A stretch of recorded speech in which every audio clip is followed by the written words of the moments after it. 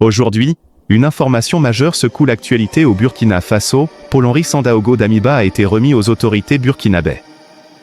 Que s'est-il réellement passé? D'où venait-il et dans quelles conditions ce transfert a-t-il eu lieu? Quelles peuvent être les conséquences politiques et sécuritaires de cette décision? Dans cette vidéo, nous allons revenir sur les faits connus, décrypter les réactions officielles et analyser les enjeux de cette affaire qui attire l'attention de toute la région. Si tu veux suivre l'actualité africaine sans filtre et comprendre ce qui se joue vraiment, abonne-toi maintenant et active la cloche. Restez jusqu'à la fin pour comprendre ce que cela signifie pour l'avenir du pays et les possibles répercussions à venir. Le journaliste spécialiste de la région est en duplex avec nous de Dakar. Serge Daniel, bonsoir. Est-ce que vous nous recevez? Oui, je vous reçois. Je ne sais pas si vous m'entendez. Absolument, nous vous entendons également. Merci d'avoir accepté notre invitation. L'extradition de Paul-Henri Sandaogo Damiba est désormais officielle. À votre avis, est-ce qu'il s'agit d'un acte judiciaire classique ou d'un geste politique lourd de sens? Non, je dirais plutôt que c'est un geste juridico-politique. Parce que depuis 2024, le Burkina demandait son extradition et ne tenait pas son extradition. Si vous lisez le communiqué, c'est très important. Vous savez que les autorités du Burkina Faso ont introduit récemment la peine de mort dans l'arsenal judiciaire.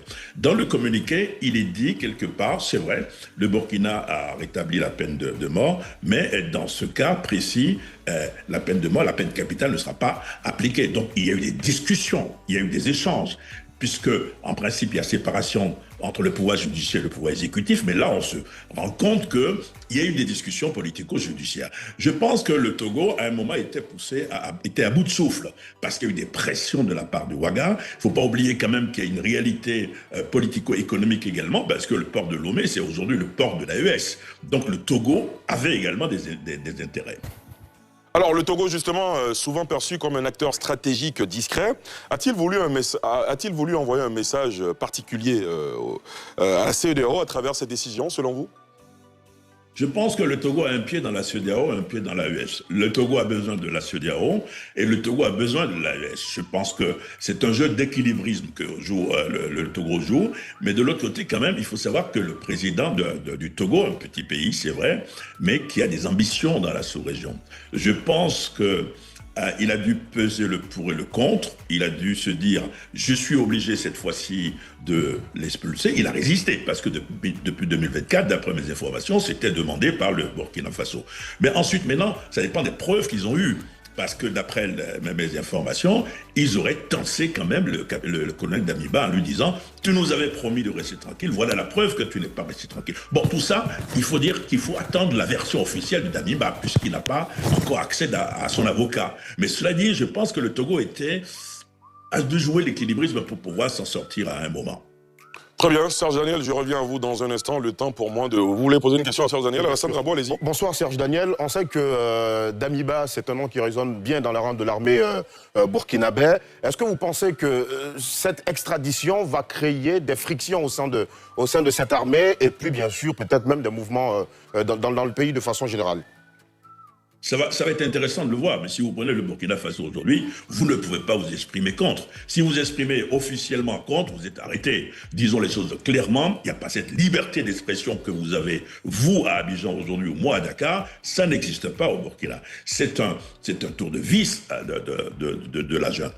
Ce que je sais, ça peut permettre de voir un peu plus clair par rapport à votre question, c'est que le patron des renseignements burkinabé lui-même se serait déplacé au Togo pour pouvoir demander l'extradition. Maintenant, au sein de l'armée, vous savez, l'armée burkinabé, c'était une armée très organisée. C'était l'une des armées les plus organisées de la sous-région, sous Blaise, quoi qu'on dise. Hein.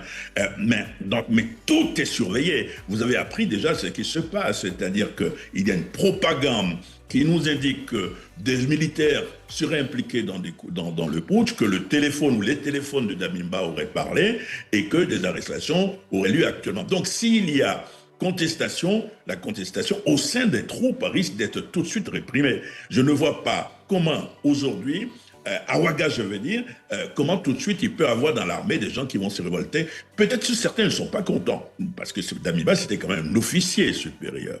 Mais en revanche, ce serait difficile, et j'en aurais terminé, ce serait difficile à des militaires aujourd'hui de s'exprimer publiquement sur le sujet à Ouagadougou, de dire oui, nous réclamons. Mais il faut attendre de voir comment ça va se passer sur le terrain, comment les hommes de troupes vont réagir. Ça, c'est une question qu'on peut effectivement se poser. Cheikh Oumar? Alors, moi, je regarde cette situation avec une certaine forme de... C'est amusant quelque part. Quand vous regardez, par exemple, et je prends tous les pays qui sont aujourd'hui appelés par beaucoup de politologues, ils appellent ça la ceinture des coups d'État. Donc Mali, Niger, Burkina et un peu la Guinée. Alors, au Mali, le pouvoir actuel est arrivé tôt et c'est sous eux que se passe le procès de Amadou Ayassanogo. En Guinée, c'est sous Mamadi Doumbia que se passe le procès de Dadis et compagnie. Et ensuite, c'est le tour du Burkina maintenant. Comme quoi, ceux qui font des coups d'État se font souvent prendre avec l'appui d'autres qui font des coups d'État. Comme quoi, tout le monde sait que faire des coups d'État a des conséquences spécifiques et qui finiront bien évidemment par payer ces conséquences-là. Aujourd'hui, ce jeu, tout le monde le savait. Le choix du Togo pour Damiba, c'était un faux choix. C'est un choix qui n'est pas très intelligent, qui n'est pas malin, surtout connaissant la position politique du Togo. Et ça, c'est quelque chose qui n'est pas caché. Les gens ont pendant longtemps parlé de Faure qui se déplace tard la nuit dans ces pays-là. Les négociations CEDEAO-AES, le rôle que Faure a pu jouer dans ça, à un moment donné, il fallait comprendre que le pouvoir au Togo a des intérêts et que ces intérêts passeront certainement au-delà de la personne de Damiba. Maintenant, ce qui lui est reproché, c'est aussi ça le challenge, parce qu'on lui reproche blanchiment de capitaux, enrichissement illicite, incitation à la criminalité. Toutes ces choses peuvent être reprochées à qui aussi? À celui qui demande à ce qu'on le lui rende. Donc réellement, pour moi, cette situation, c'est juste un autre tour de magie, parce que récemment, avec la situation au Bénin, récemment avec les situations au Venezuela, la narrative par laquelle ces pouvoirs installés par le putsch sont bien fortes et peuvent faire quelque chose, c'est effriter. Et connaissant bien les approches utilisées par Ibrahim Traoré, ce n'est qu'une autre approche pour dire je suis encore là et je peux faire quelque chose. Et pour cela, il fallait trouver les moyens et s'il le faut, satisfaire les besoins du Togo pour récupérer Paul-Henri Damiba. Docteur Banga? Moi déjà, je suis d'accord avec lui, il y a une imprudence chez Damiba. Je peux comprendre que dans le feu de l'action au Togo, mais perdurer au Togo, quand c'est les relations qu'on a entre le Togo et les pays de l'AES, moi, c'est totalement imprudent. D'autant plus qu'à chaque tentative, avérée ou pas, supposée de coup d'État, on connaît le narratif, c'est Damiba, la Côte d'Ivoire, la France. Donc, il devait, moi, à mon avis, bouger. Après, pour le Togo, il y a deux choses. Soit les preuves ont été irréfutables, on verra, mais je pense qu'il y avait d'autres solutions pour le Togo. Moi, la solution la plus importante, idéale pour le Togo, c'est de demander à Damiba de quitter le Togo. Parce qu'aujourd'hui, le Togo se positionne en médiateur, à la fois dans des crises ouest-africaines, mais même dans la crise de la RDC. Quand vous positionnez en médiateur, quel signal vous envoyez? Ça veut dire que si demain, un fort réussit à obtenir que, je dis par exemple, Joseph Kabila doit venir en exil à Lomé, il ne viendra pas. Plus aucun opposant ne voudra venir en exil à Lomé, parce qu'il va se dire à n'importe quel moment, je peux me retrouver dans le pays. Et puis, il y a une tradition d'asile africaine qu'on maintient.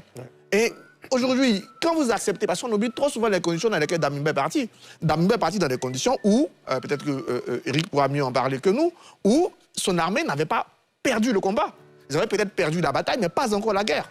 Et c'est en ce moment-là que ce soit le Moro Naba, les chefs traditionnels, les chefs religieux, le Togo apparaît pour dire à Damiba, si tu continues de faire de la résistance face à ce qu'enclenche Ibrahim Touré et sa bande, on risque de se retrouver dans le chaos. Et donc, pour éviter le chaos, casse-toi au Togo. Mais à partir de ce moment-là, ce n'est plus, on parle de droit ou de politique, mais Damiba n'est pas en situation de droit au Togo, il est en situation politique. Et en ce moment, la première solution est politique. Soit on a des preuves irréfutables comme Damiba, en ce moment-là, on le menace, on lui demande d'arrêter, quitte à le garder quelques jours, on lui demande tout simplement de plier bagage. En ce moment, on n'est plus fâché avec les potes burkinabés, mais dans ces conditions-là, le Togo lui-même, qui veut se positionner en médiateur dans les crises africaines, envoie un très mauvais signal aux opposants qui vont vouloir se réfugier au Togo au nom de la paix dans leur pays. Bien sûr. Eric Bayala? Oui, mais sur la question... Voilà ce que l'on peut retenir sur la remise de Paul-Henri Sandaogo Damiba aux autorités burkinabées et les enjeux qui entourent cette affaire sensible. Si cette vidéo vous a aidé à mieux comprendre la situation, pensez à laisser un like et à la partager autour de vous pour informer le plus grand nombre. Abonnez-vous à la chaîne pour ne manquer aucune analyse de l'actualité africaine. Dites-nous en commentaire ce que vous pensez de cette décision et de ses possibles conséquences pour le Burkina Faso et la région. Votre avis compte. On se retrouve très vite pour une nouvelle vidéo d'information et de décryptage.